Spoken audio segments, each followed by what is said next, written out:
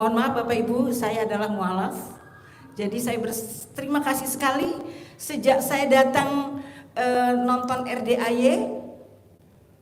Jadi saya nongol terus di YouTube Ibu. Iya, saya jalankan yang sholat 18 tobat, kemudian saya ngaji. Itulah ngaji saya yang pertama Bapak Ibu. Wow, tepuk tangan dong. Wow, luar biasa. Ngaji jadi, yang pertama. Iya, walaupun saya pernah belajar dengan putranya salah satu kepala NU Tangerang. Tapi itu tadi belang bentong kata orang Sunda. Belang bentong. Iya, jadi paling ngaji ya semampu saya, sholat pun sakadaikna cek orang Sunda mah gitu ya. Nah, setelah saya lihat muncul yang itu loh Pak, yang di apa namanya? Diusap wajahnya ibu namanya tuh. Camain, bukan istilahnya bukan camain. Suwuk. Saya jadi ingat pada saat saya kecil ibu saya bilang begini. Si Sugitu untung panjang umur. Jadi saya waktu umur 9 tahun saya divonis sakit kelainan ginjal. Diopname di rumah sakit Immanuel selama 1 tahun. Kemudian karena saya penyakitnya kelainan, saya jadi kelinci percobaan di 9 negara tanpa bayar di Immanuel. Nah, kemudian kata ibu saya pulang dulu deh, capek di rumah sakit lama banget. Saya pulang, ternyata mbak saya ngasih obat saya salah Pak Haji. Saya keracunan karena salah obat, salah nebus obat, saya dinyatakan meninggal dunia. Wow, innalillahi wa innalillahi. Jadi ini hidup lagi, alhamdulillah. Nah, hidup laginya seperti apa? Pada saat saya jam 8 malam dinyatakan meninggal karena kebetulan ayah saya juga tim medis, jadi langsung memvonis bahwa anak saya meninggal. Terus diteliti obatnya. Loh kok ini bukan obat anak saya? Pas dilihat pembantu saya itu ngambil resep salah nama. Saya Sugiyarti, resep itu Sugiharti. Oh, ini bapak-bapak minum yang merek Sugiharto. Akhirnya saya minum obat itu Bapak Ibu. Dalam waktu 1 jam saya meninggal. Jam 8 malam. Di telinga saya saat itu karena dia kelas 9, kelas umur 9 tahun kan sudah inget ya Bapak Ibu ya. Ada orang teriak, ada apa, cuma di bayangan saya di sana ada semacam asrama, kamar, ada anak kecil sini, tapi saya diem aja. Nah, terus ibu ayang mama saya gini, jangan dimakamkan dulu, tunggu eyang karena ini kesayangan eyang. Akhirnya bapak saya zaman dulu kan nggak ada telepon ya, bapak saya telepon ke Koramil karena kebetulan bapak saya juga TNI. Dari Koramil menghubungin eyang saya datang ke Bandung jam 11 pagi. Berarti dari jam 8 malam sampai jam 11 pagi berarti sudah dinyatakan nggak ada. Akhirnya nenek saya bilang, sudah nggak usah ribut, tong rame cenah. Ya itu tadi dicamah apa disuwuk, remes alat kelamin nenek, diusapin ke wajahnya ya, yang meninggal. Kata ibu, karena saya kan nggak tahu ya. Ya. Kata ibu saya ibu nggak lihat alat kelaminnya nenek waktu itu? Kan masih kecil kan meninggal Pak. Oh iya, aku lihat, nanti kabarin kita. Alhamdulillah hanya 15 menit saya hari ini ada di sini. Wow, tepuk tangan dong. Itu yang pertama kesaksian. Ibu tinggalnya di mana? Saya di daerah Tanjung Duren, Bapak. Di Tanjung Duren tinggal sama siapa aja? Saya di Tanjung Duren itu dengan mertua, tapi sekarang saya tinggal di Meruya sendiri. Kebetulan saya datang ke sini juga banyak kesaksian. Yang saya terima kasih, saya menangis bukan sedih, saya bangga. Nangis dong. Alhamdulillah. Karena RDAY sudah menolong nyawa termasuk suami saya. Iya. Suami saya sakit 9 tahun 4 bulan. Tanggal 14 puasa suami saya dibawa rumah sakit swasta sama saya karena dia kejang 2 jam. Kejang apa ngaceng? Kejang, apa ya? Memang sakitnya kan stroke ya Pak. Oh iya, kalau stroke nggak bisa ngaceng ya? Iya betul. Kok tahu? Ya memang nggak bisa apa-apa. Dokter memvonis suami saya harus operasi kepala. Saya ingat baru 6 bulan yang lalu adik saya di Cibanggu Hejo Bogor di rumah sakit Hermina dioperasi kepalanya hanya bertahan 2 minggu. Meninggal adik saya. Nah saya pada saat mau operasi saya tanya sama dokter, dok kemungkinan keberhasilannya berapa persen? 95%. Makanya saya berani operasi adik saya. Tapi pas saya tanya ke suami saya, keberhasilan suami saya berapa persen? Nggak tahu. Aduh. Kan nggak mungkin saya izinkan ya. Iya.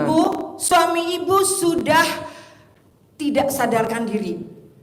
Ibu karena menolak operasi, ibu harus bayar sekian puluh juta. Ya Allah ya Robi, saya nggak ada uang. Saya nggak ada uang Pak Haji. Kemudian uang nggak ada. Uang nggak ada. Tapi alat kelamin ibu masih ada. Alhamdulillah masih nempel. Alhamdulillah. Nah, saya ingat karena suami saya tidak sadarkan diri harus dibawa pulang, kan nggak mungkin.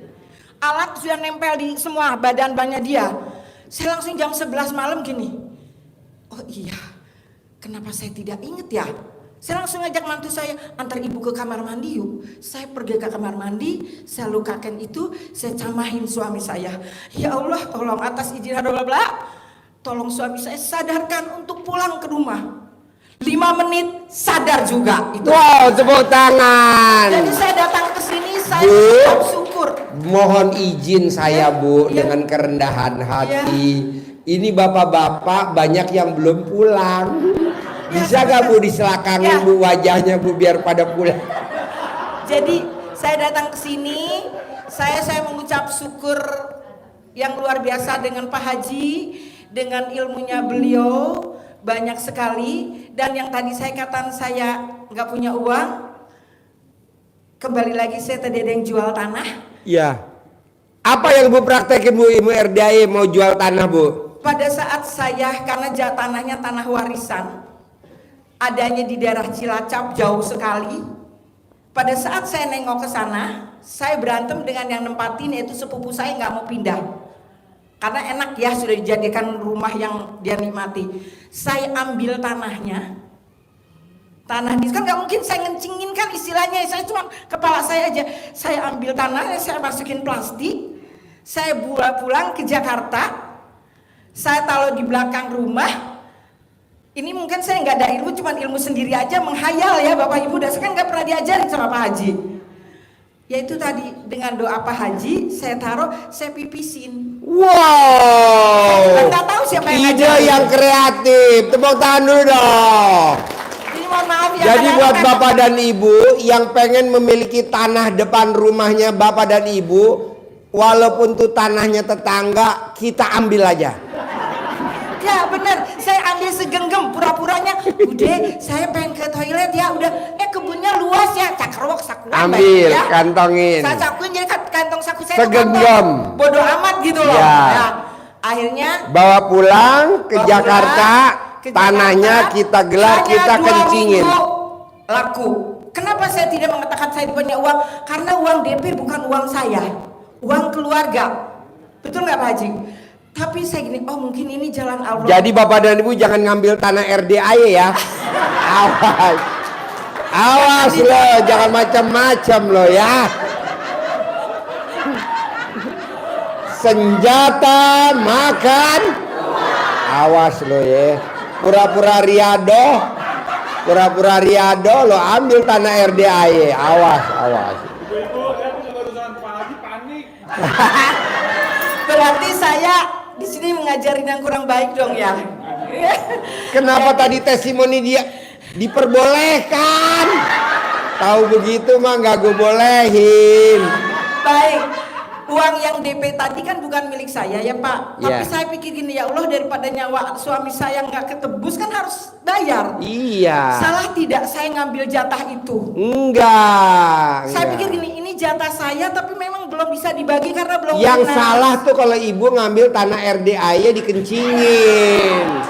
Itu yang salah. Nah, jadi awas yang pada riado ya. Awas mohon loh. maaf ya Pak Haji, mohon Awas. maaf kalau Awas. pengalaman saya jadi apa ya? Jadi mengkhawatirkan. Dan lagi putri saya almarhum pada saat usia 3 tahun dia selalu pingsan, selalu ngamuk.